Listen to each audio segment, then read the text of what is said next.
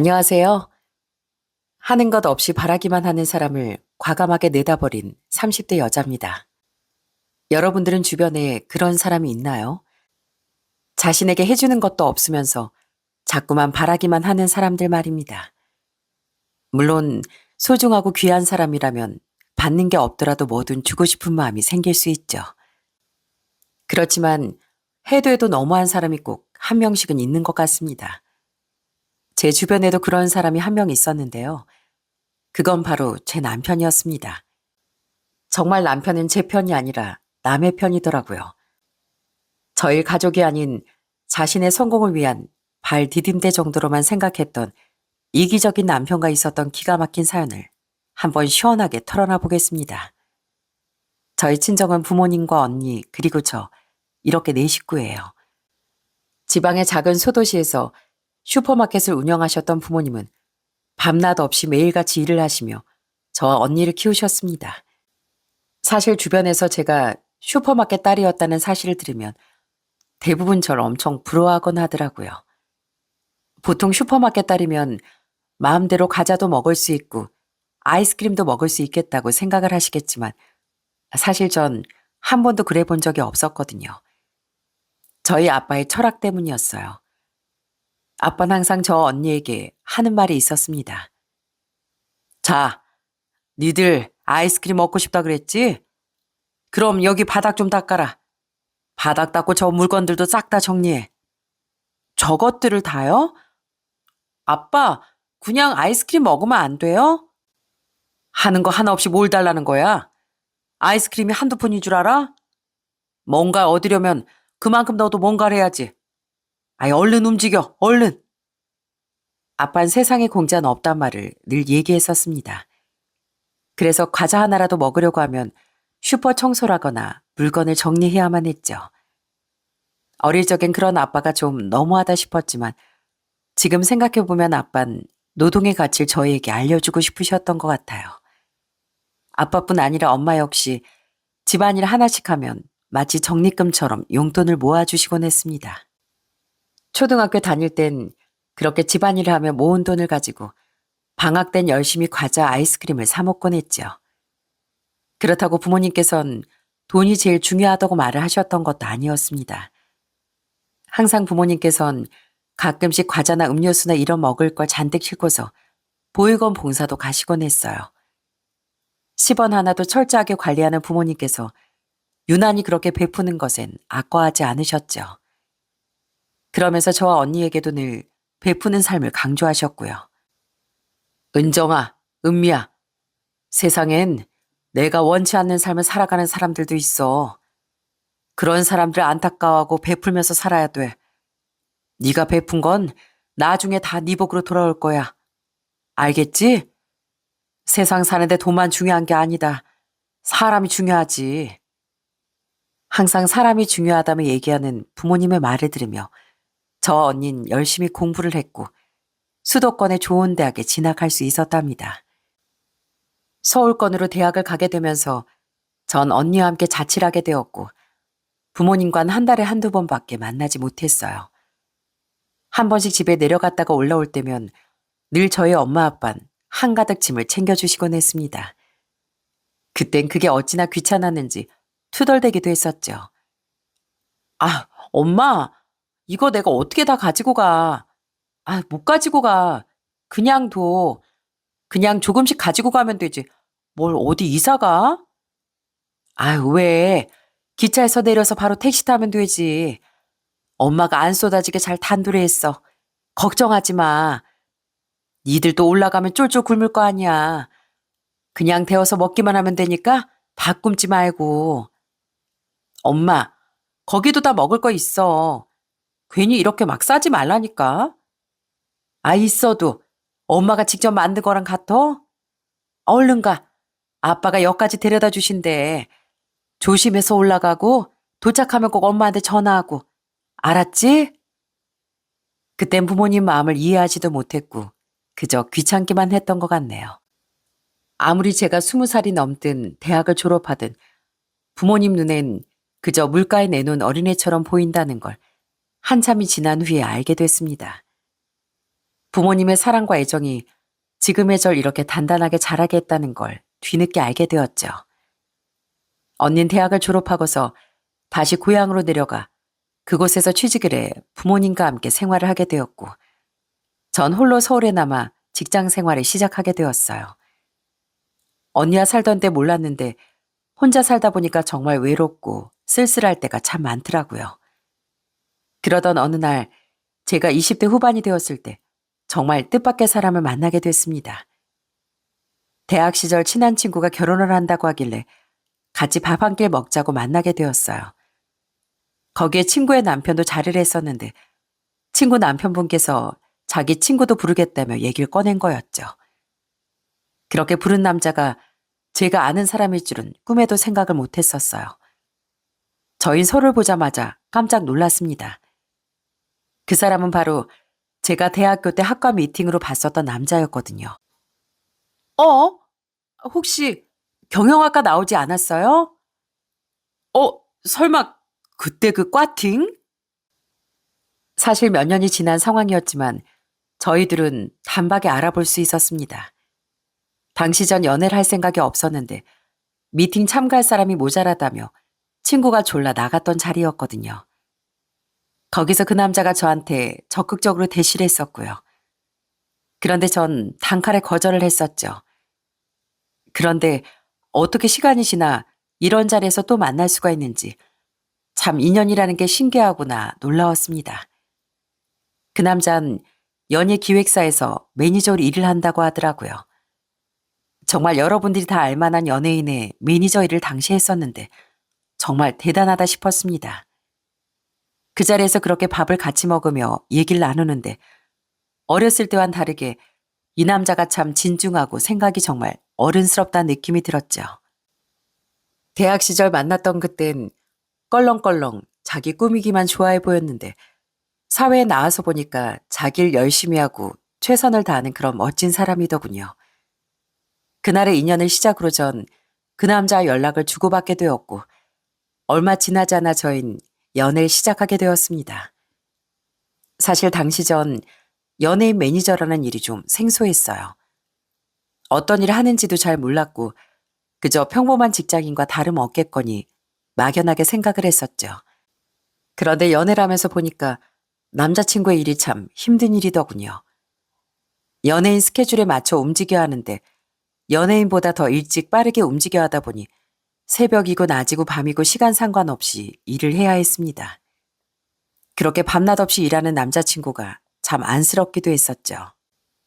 오빠, 잠은 좀 잤어?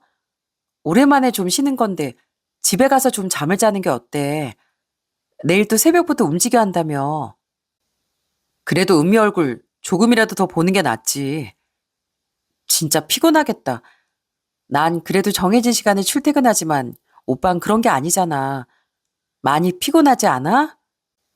괜찮아. 원래 바쁠 땐 이렇게 엄청 바쁘다가 또 휴식 기간 땐 한가하고 그래. 걱정하지 마. 그래도 이렇게 열심히 내가 서포트하면서 배우들이 성장하는 거 보면 얼마나 기분 좋은데. 난 이 일하는 거 진짜 보람차고 행복해. 정말 화려한 연예인들처럼 큰 스포트라이트를 받는 건 아니지만 묵묵히 뒤에서 그런 연예인들을 서포트하고 지지해주는 일을 하는 남자친구가 참 대단하다는 생각이 들었습니다. 남자친구는 누구보다 열심히 일을 하면서도 틈틈이 절 만나러 오곤 했어요. 내내 운전하며 피곤할 만도 한데 저와의 시간을 빼놓지 않고 갔곤 했습니다. 이런 남자와의 연애는 사실 너무나도 행복했죠.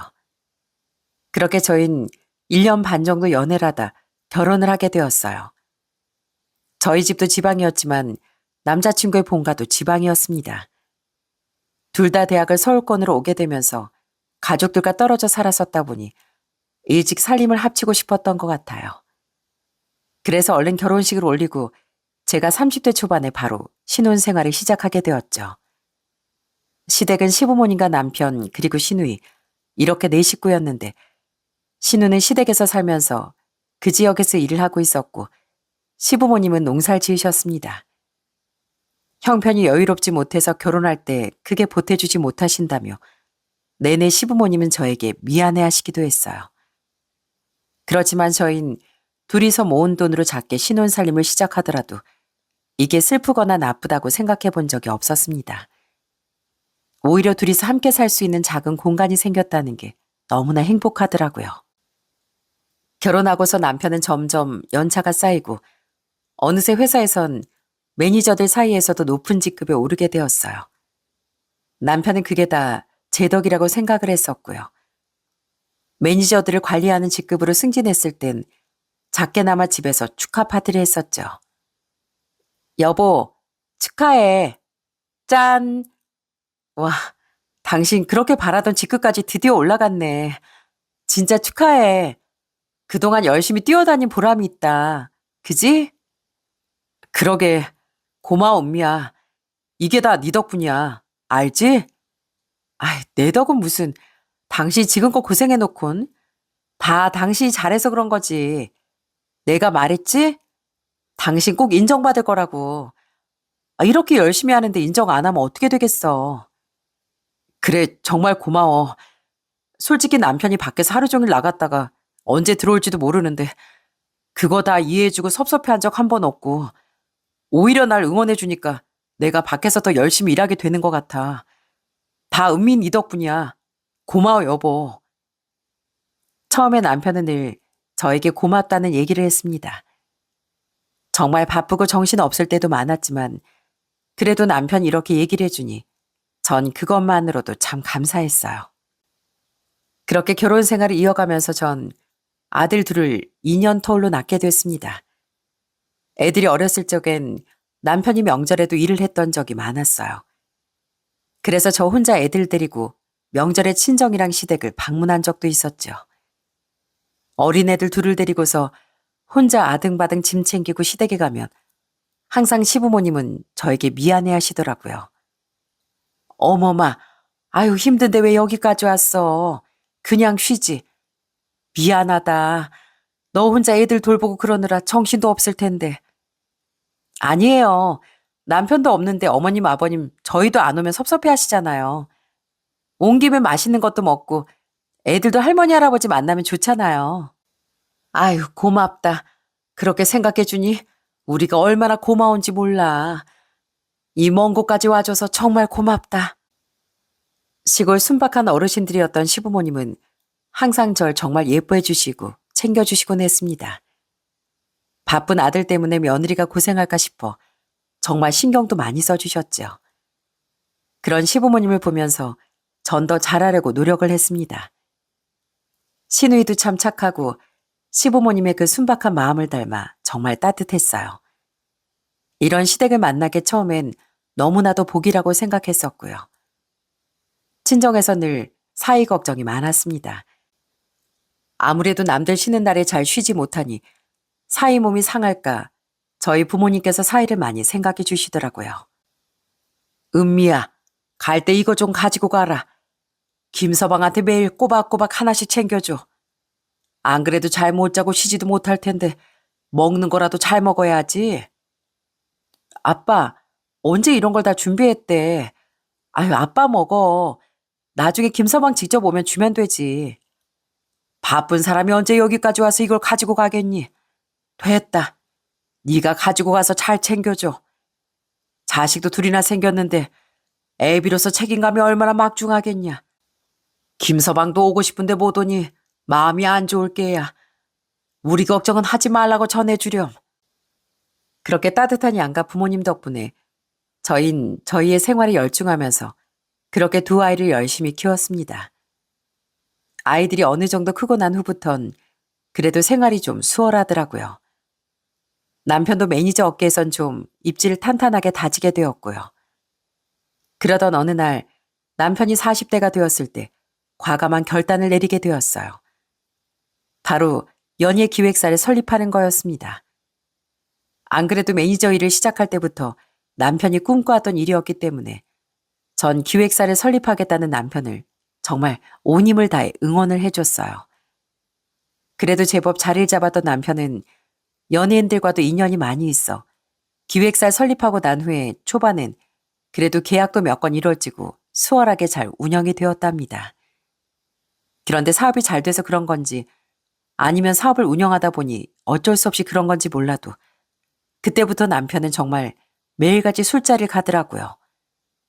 특히나 접대 때문이라며 여자들이 나오는 술집도 거리낌 없이 가기 시작했고요. 그러다 보니 술집 여자들한테도 연락이 어찌나 많이 왔는지 모릅니다. 한 번은 제가 남편 전화를 받았는데 받자마자 오빠 하며 콧소리를 내는 여자 전화를 받고 정말 화가 나서 남편에게 소리를 친 적도 있었어요. 당신 지금 이게 뭐 하자는 짓이야? 아무리 사업장 접대한다지만 당신 전에 술집 마담 전화번호가 이게 몇 개야? 뭐 나랑 싸우자는 거야? 그럼 접대하려는데 이런 곳에도 못 가? 사업하면 어쩔 수 없는 거야. 내가 뭐 나조차고 이래? 다른 사람들도 다 원하니까 나도 어쩔 수 없이 가는 거라고. 그러게 왜 남의 전화 받고 그래? 내가 받고 싶어서 받았니? 지금 몇 번을 전화가 왔는데 당신 자느라 받지도 못하니까 그렇지. 당신은 신경 쓰지 마. 내가 돈만 잘 갖다 주면 되잖아. 어? 그냥 밖에 나가면 남편이 아니구나 생각해. 그게 당신 속 편한 일이야. 아니, 이 어깨가 그렇다는 거 당신 한두 번 봐?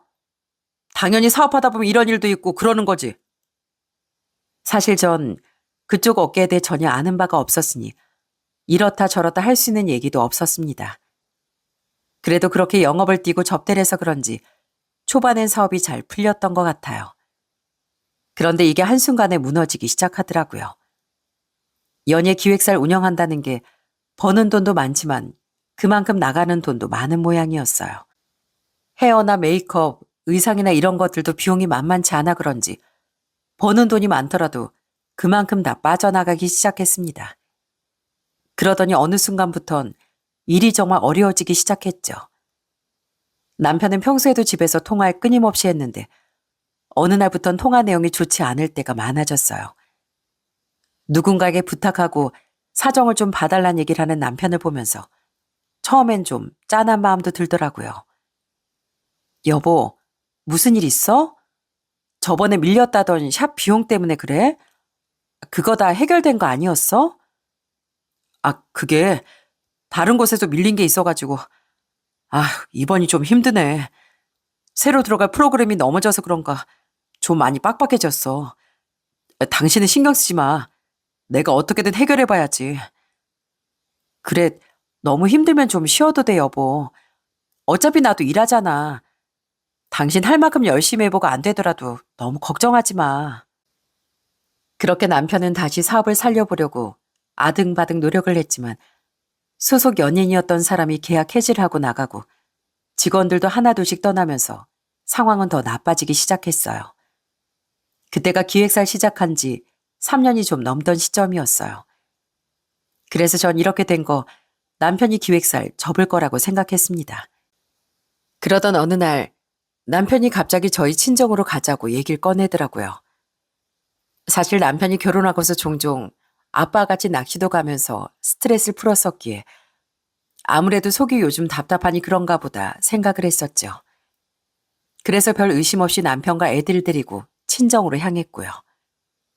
미리 부모님께 얘기를 드렸기 때문에 친정에 가니까 엄마가 상다리 부러지게 음식을 차려놓으셨더라고요.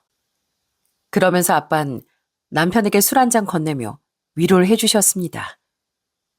자, 자네 밖에나 요즘 많이 힘들지? 자네가 얼마나 힘들고 괴로우면 여기까지 왔겠어. 오늘 온 김에 다른 걱정 하나 하지 말고 맛있는 거 든든하게 먹고 푹 쉬다가 가게. 감사합니다, 아버님. 저희 집엔 도저히 입도 떨어지지 않고 발도 떨어지지 않더라고요. 죄송합니다. 좋은 기분으로 와야 하는 건데. 아닐세, 아니야. 이럴 때일수록 가족들이랑 시간을 보내야지. 자네 마음 내가 잘 이해하네. 처자식 먹여 살리는 게 쉽지 않지.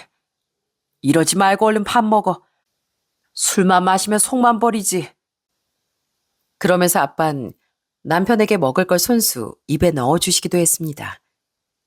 엄마 아빠도 참 걱정이 많으셨겠지만 남편에게 이것저것 물어보시진 않으셨어요. 그렇게 밥을 먹고서 커피를 마시는데 남편이 무슨 할 말이 있었는지 뜸을 들이며 조심스럽게 얘기를 꺼내기 시작하더군요. 아버님, 실은 아버님께 제가 좀 부탁드릴 게 있어서요. 부탁?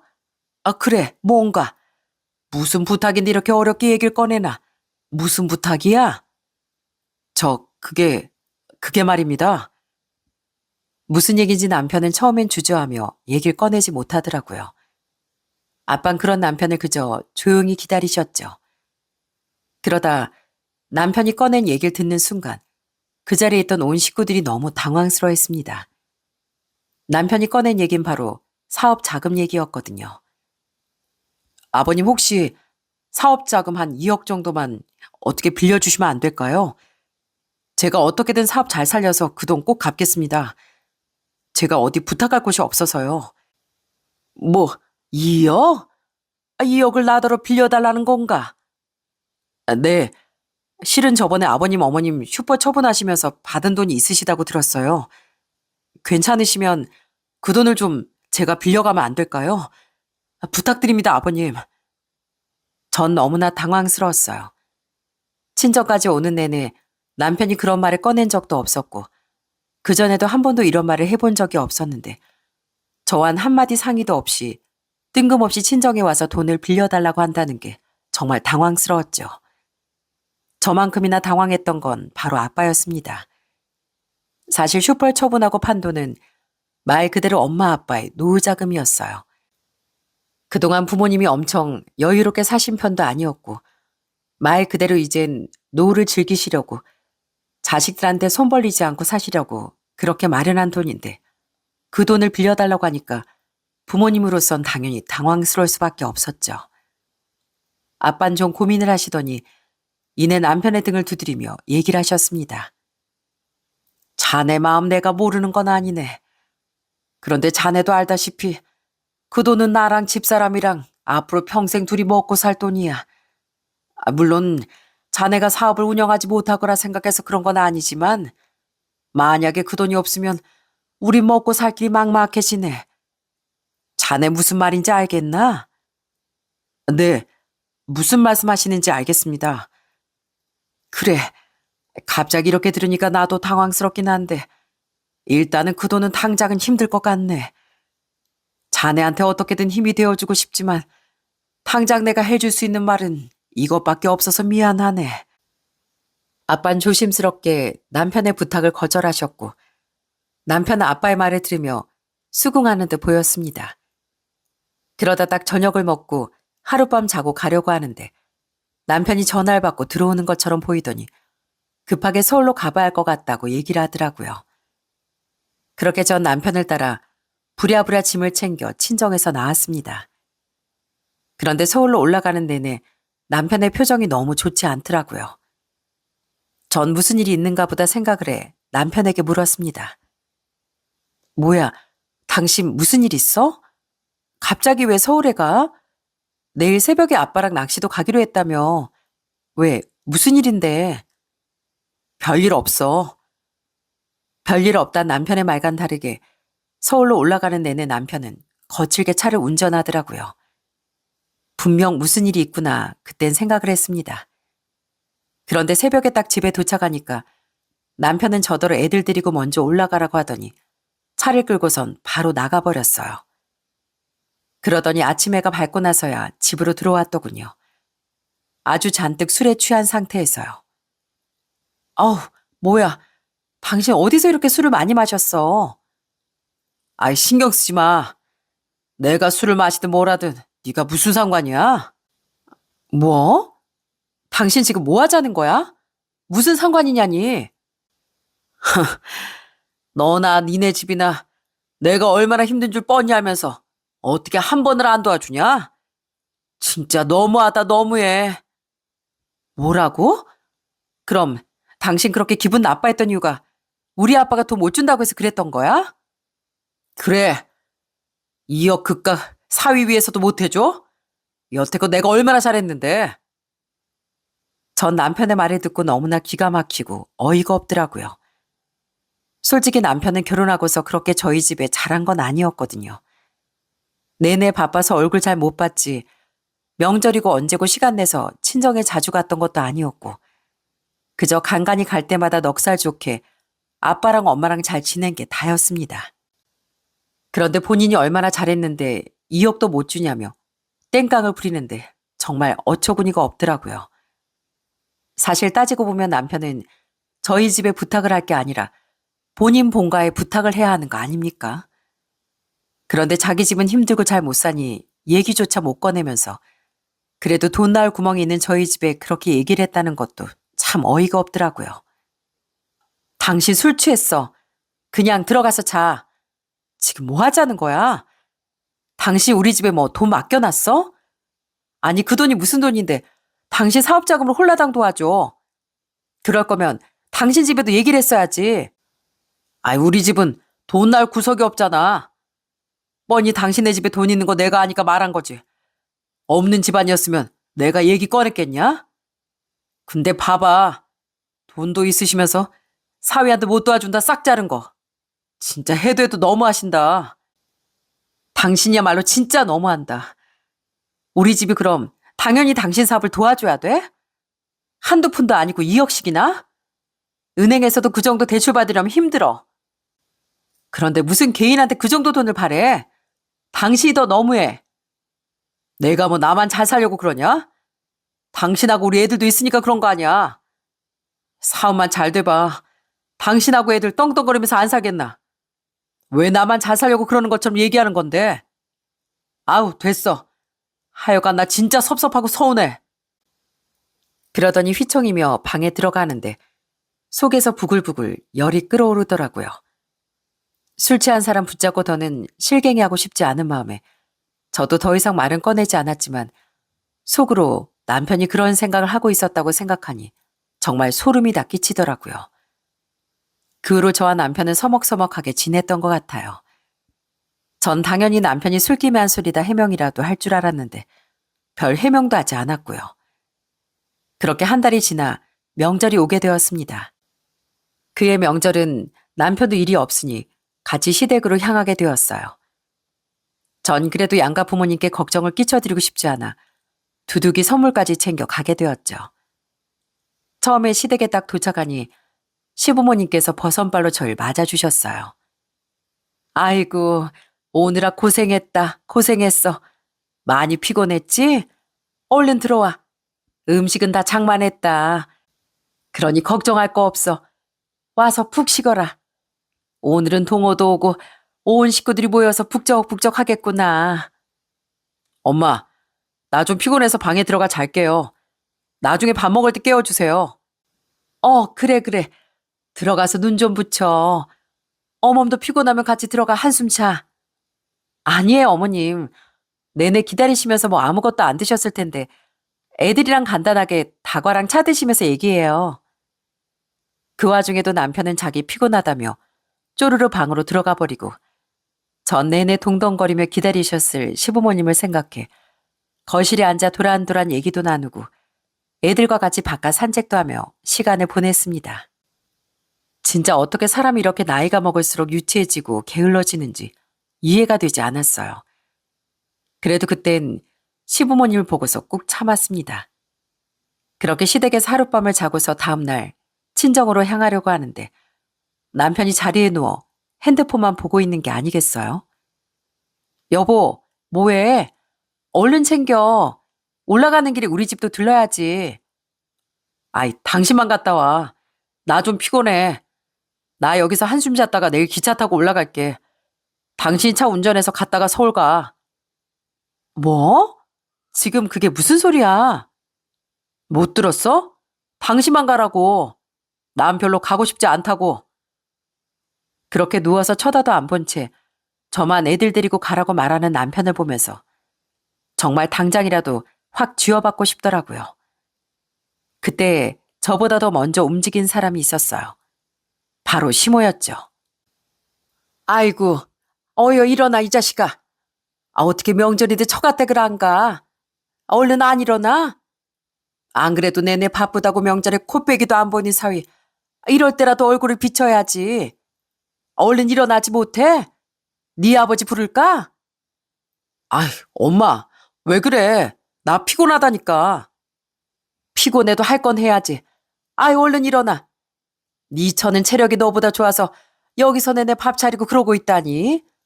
너보다 힘든 건 네 처야. 어디서 애도 아니고 철없이 굴어. 얼른 일어나지 못해? 아이 진짜. 나 여기 하루만 더 있다 갈 거라니까. 엄마 내가 빨리 갔으면 좋겠어? 명절이라고 내려와도 내내 잠만 퍼질러 자고 누워서 그놈의 핸드폰만 바라보고 있는데 아무리 부모라도 그 꼴은 보고 싶지 않지. 얼른 챙겨서 가. 정신 좀 차리고 이놈아. 결국 시모의 재촉에 남편은 어쩔 수 없이 시댁을 나설 수밖에 없었어요. 전이 쫌새기 같은 남편과 친정에 가는 게 불편했지만 그렇다고 명절인데 안 갈 수도 없고 너무 짜증이 나더군요. 그렇게 시댁을 나서려고 할 때 남편은 준비한 선물을 시부모님께 드렸습니다. 참치캔 세트와 인삼 세트 2개를 준비했어요. 시부모님은 선물을 받으시곤 너무나 기뻐하셨죠. 그렇게 인사를 하고서 친정으로 향하는데 차에서도 남편은 어찌나 툴툴대는지 모릅니다. 자기가 운전하기 싫다며 보조석에 거의 눕다시피 앉아선 눈을 감아버리더군요.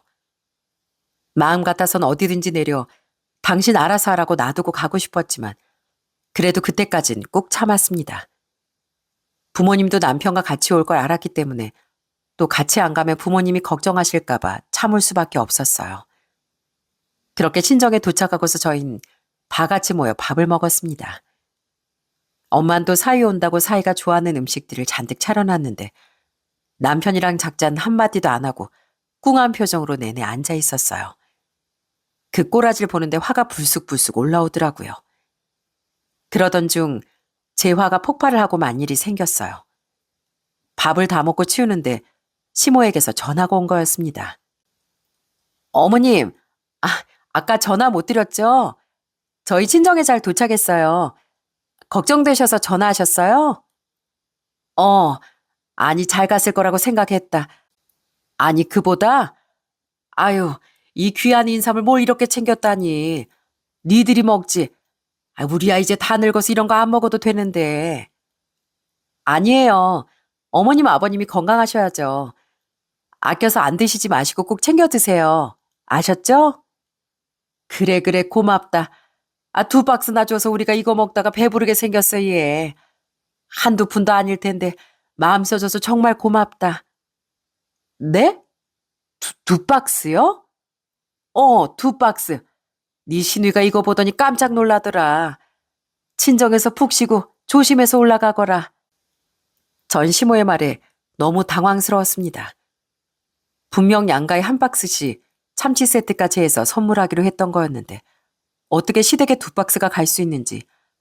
제가 건넸던 건 하나는 인삼 상자 가방이었고 하나는 참치 세트 상자 가방이었거든요. 그래서 설마 하는 마음으로 전 차 트렁크로 향했습니다. 그런데 트렁크 문을 여는 순간 진짜 경악을 금치 못했어요. 안에 내용물이 어느새 바뀌어 있더라고요. 인삼 세트 가방이 있어야 할 상자는 어디 가고 그 안엔 참치 세트 상자가 들어있는 게 아니겠어요?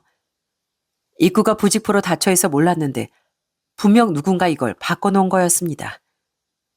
전 당연히 남편을 의심하게 되었죠. 그래서 바로 남편에게 집 뒷문으로 나오라고 얘기를 했어요. 그리고서 나오는 남편을 향해 따져 물었습니다. 당신 설마 인삼 세트 혹시 시댁에 다 드렸어? 엄마 아버지 건강 안 좋으시잖아. 생각해보니 처가 부모님들보단 우리 부모님이 더 연세도 많으시고 그게 나을 것 같아서 바꿨어. 왜? 뭐? 왜? 지금 왜라는 말이 나와? 아니 양가 똑같이 인삼 세트 준비한 거 몰라? 근데 어떻게 그렇게 바꿔? 그리고 바꾸고서 왜 나한테 한마디 말도 안 하는데 지금 이게 말이 되는 소리야? 어떻게 그럴 수가 있냐고. 뭘 어떻게 그럴 수가 있어. 처가에서 나한테 뭐 해준 거라도 있어? 참치 세트면 감지덕지 하는 거 아니야? 뭐라고? 지금 말 다 했어? 여러분 정말 기가 차지 않나요? 아무리 그래도 양가 명절 선물인데 자기한테 사업자금 안 대줬다고 치사하게 주기로 한 선물을 홀라당 바꾸다니요. 전 너무 기가 차고 황당했습니다. 진짜 화가 머리 끝까지 오르더라고요. 그런데 이 남편이란 작자는 끝까지 뻔뻔하더군요. 똑같이 사드렸는데 왜 그걸 마음대로 바꿔? 어? 우리 아빠 인삼 좋아하시는 거 몰라? 당신도 알잖아. 아이, 그게 뭐라고. 어차피 참치 맛있잖아. 참치찌개도 끓여 먹고 김밥도 만들어 먹을 수 있고. 얼마나 활용도가 좋은데? 너 참치 무시하냐? 지금 그걸 말이라고 해? 당신 진짜 왜 그래? 정말 치사하게 왜 그러냐고. 뭐가 치사해? 당신이야말로 왜 그래? 이거 다 내 돈으로 사는 건데 당연히 내 맘대로 해도 되지. 어떻게 이게 다 당신 돈이야? 내 돈으로 사는 건데. 나도 일하는데 어떻게 당신 돈이라고 말할 수가 있어? 이거 우리 집 못 줘. 당신 새로 사서 인삼 세트 다시 보내줘. 아이, 뭐 하는 거야? 왜 그걸 도로 집어넣어? 아, 얼른 꺼내. 그렇게 차 트렁크 문을 열고 투닥거리고 있는데 그때 뒷문을 열고 누군가가 밖으로 나왔습니다. 그건 바로 아빠였어요. 아빤 트렁크에 참치 세트가 놓여 있는 걸 보고선 아무렇지 않게 저희를 향해 물었습니다. 그거 참치 세트 왜 도로 집어넣었어? 아, 줘. 우리 괜찮으니까. 괜찮다, 딸. 아빠, 아니, 그게 아니라 이 사람이 좀 뭔가 착각했나 봐. 내가 다시 보내줄게. 아니다, 됐다. 그냥 그거 도로 줘. 그거 받지 뭐. 김서방, 내가 드리려고 들었던 건 아니다만 자네가 날 그렇게 생각하는 줄은 몰랐네. 예? 아, 뭐, 아니, 아버님, 참치 맛있잖아요. 요리하는데도 참치만한 게 없죠. 요즘은 이런 선물도 많이 하더라고요. 그래, 뭐 자네가 날 정말로 어떻게 생각하는지 잘 몰랐는데 이번에 알게 해줘서 참 고맙네. 일단 들어오게나. 안 그래도 우리 손주도 용돈도 주고 그래야 되는데 한참 안 들어오길래 나와본 거야. 싸우지 말고들 일단 들어와. 그렇게 전 화를 꾹 참고 다시 집으로 들어갔습니다. 아빠가 분명 저희 싸우는 소리를 다 들었을 텐데 속으로 얼마나 속이 상하실까 싶더라고요. 그런데 집으로 들어갔더니 엄마가 약간 들떠있는 목소리로 아빠에게 얘기를 하시더라고요. 여보, 애들한테 얘기했어? 아직 못했지? 얘들아, 네 아빠가 이번에 정말 고심 많이 했다. 니들 생각해서 결정한 거야. 어? 그게 무슨 소리야? 결정을 했다니. 그게 무슨 소리냐고. 아유, 이 사람 진짜 얘기를 안 했네. 난 한참 안 들어오길래 밖에서 다 얘기한 줄 알았더니만. 자, 봐라. 네 아빠 그 은행에서 얼마나 찾아왔는지 한번 봐봐. 그러더니 엄만 종일 저희에게 내미셨어요. 그건 바로 출금했다는 거래 명세표였습니다. 그런데 그 금액이 어마어마하더라고요. 전 너무 놀라 아빠에게 물었습니다. 아빠, 이게 뭐야? 1억 5천? 이걸 왜 출금했어? 아빤 제 물음에도 아무런 말도 하지 않으시더라고요. 그저 손주들 머리만 쓰다듬으며 웃기만 하셨죠. 그랬더니 엄마가 대신 대답을 하셨답니다. 아유, 뭐긴 뭐야. 저번에 김서방 사업 힘들다고 도와달라 그랬잖아. 우리가 그날 니들 가고 얼마나 얘기를 많이 했는지 몰라. 당장 그래도 줄 수 있는 돈은 도와주는 게 좋을 것 같다는 생각이 들어서 니들 명절에 온다길 이렇게 뽑아놨다. 뭐? 돈을 주려고 했다고? 그래. 아유, 네 아빠가 또 쑥스러워서 말도 못했나 보네. 니들 애 둘 키워야 하는데 얼마나 힘들겠어 그래. 그래도 김서방 자네 사업이 잘 되면 너도 편하고 애들도 편하지 않겠어? 그냥 이체랄까 하다가 세금이나 이런 문제도 있어서 현금으로 직접 주려고 이렇게 마련해 둔 거야.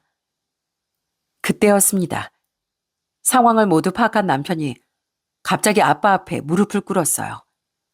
그러더니 싹싹 빌기 시작했습니다. 아버님, 그 있잖아요. 아니 아버님, 저 그게 아니라 제가 뭔가 착각을 해서 저희 집에 인삼 세트를 놔두고 오지 않았겠어요? 제가 바로 가서 가지고 오겠습니다. 아니, 제가 새로 인삼 세트 더 큰 걸로 지금 당장 가서 가지고 오겠습니다. 그럴 필요 없네. 아유, 아닙니다. 당연히 제가 가지고 와야죠. 아유, 제가 뭔 정신이었는지 제가 이렇게 또 실수를 하네요. 죄송합니다, 아버님. 제가 정신 바짝 차리고 금방 다녀올게요. 아버님 다녀와서 저랑 같이 약주도 한잔 하시죠. 그럴 필요 없다니까. 남편은 무릎을 꿇곤 안절부절하지 못했습니다. 한순간에 그렇게 태도를 바꾸는 남편을 보면서 얼마나 기가 막혔는지 몰라요. 그런데 그 순간 아빤 엄마에게 뚜벅뚜벅 걸어가더니 엄마 손에 있던 영수증을 가지고 오시더니 그 자리에서 그걸 다 박박 찢어버리셨어요. 그 모습을 보면서 엄마가 무척 놀라셨고 남편은 더욱 놀라했습니다. 아버님, 그게 아니라요. 김서방 마음 내 잘 알았네. 내가 진작에 알았으면 좋았을걸. 내 헛수고했구만. 아버님, 그게 아니라요. 제가 참치 말고 오늘 맛있는 저녁 대접해드리려고 했는데 여기 근처에 맛집이 있더라고요. 진짜 비싼 곳인데 제가 꼭 대접해드리고 싶었습니다. 됐네. 아빤 단호하게 얘기를 하시더니 저희 애들에게 돈을 쥐어주셨어요. 자, 이거 할애비 용돈이다. 밥도 먹었으니 어애들 올라가 봐. 어? 장인어른, 아니 어디 가세요? 저희 명절이라고 왔는데. 언제부터 명절에 왔다고? 1년에 2번이나 있는데 다음에 또 보면 되지 않는가? 잘 올라가고 사업도 잘하게나. 그러더니 아빤 그냥 밖으로 나가버리시는 거예요. 아빤 뒷문으로 저와 사이가 하는 얘기를 듣고서 정말 크게 실망을 하신 모양이었어요. 그래도 결혼 초반엔 사이가 이 정도는 아니었는데 사업을 하면서 이렇게까지 망가질 줄은 꿈에도 몰랐던 거였습니다. 결국 저흰 친정에서 나와 서울로 올라왔어요. 올라오는 와중에도 얼마나 다퉜는지 모릅니다. 전 애들 생각해서 집까지 아무런 말도 없이 오려고 했는데 남편은 계속 저한테 화를 내더라고요. 결국 집에 도착을 하고 나서도 남편은 내내 제 탓만 하기 시작하더군요. 당신 알고 있었지? 당신 다 알면서 나한테 얘기 안 했던 거지? 그지? 아버님이 한마디 말도 안 했을 리가 없어. 당신 나 골탕 먹이려고 나한테 일부러 말 안 한 거지? 뭔 헛소리야. 나도 이제서 알았구만. 당신이 망친 거야. 그러니까 당신이 책임져야지. 우리 아빤 그래도 당신한테 노후 자금도 탈탈 털어서 도와주려고 했는데 당신은 어떻게 했어? 이거 다 자업자득이야. 왜 내 탓이야? 어떻게 이게 내 탓이야? 당신이 나한테 말 안 해줘서 그런 거잖아. 그런 거잖아. 말을 안 해줘? 말을 해줬으면 그럼 알랑방귀 끼면서 더러운 속내 감추고 잘하는 척이라도 하려고? 진짜 기가 막힌다 정말. 당신한텐 이런 한 장도 아까워. 우리 아빠 돈 탐내지 마. 뭐? 탐을 내? 그래. 그렇게 우리 집 무시하더니 어떻게 아빠가 돈 준다고 하니까 태도가 싹 바뀌어? 이거 다 당신 책임이니까 내 탓하지 마. 이게? 그러더니 남편은 결국 화를 참지 못하고 손을 들어 제 따귀를 때리고 말았습니다. 그동안 아무리 남편이 밖에서 술 마시고 난리를 피우고 애들한테 신경도 안 쓰고 저희 집에 저렇게 해도 꾹 참고 있었는데 이건 정말 아니다 싶었어요. 전 크면서 부모님한테도 한 번도 이런 일을 겪어본 적이 없었는데 진짜 뭘 잘했다고 저러는지 너무 남편에게 실망을 했습니다. 남편의 눈을 보니 이미 괴물로 변해버렸더라고요. 분노에 휩싸여서 당장이라도 다시 손을 들 것처럼 굴기에 전 바로 경찰에 신고를 해버렸어요. 경찰에 신고를 받고 바로 출동을 했고 그날은 남편은 저희랑 따로 분리가 되었어요. 그 후로 남편 놈은 따로 나가게 되었고 전 남편에게 바로 이혼을 얘기했습니다. 그랬더니 뻔뻔한 사람은 끝까지 진짜 자기 자존심만 챙기더군요. 뭐? 이혼? 그래, 이혼해라, 이혼해. 내가 뭐 아쉬울 줄 알고? 고작 1억 5천 해주면서 뭐 대단한 거 해준다고? 야, 없는 집안에 나도 비굴하게 굴고 싶지 않았거든? 내가 지금 아직은 사업이 정착이 안 돼서 힘든 거지. 나중에 봐봐. 너랑 이혼하고 나면 내일 훨씬 더 잘 풀릴 거니까. 내가 너랑 결혼하고서 안 풀린 거지. 애초에 성공할 사람이라고.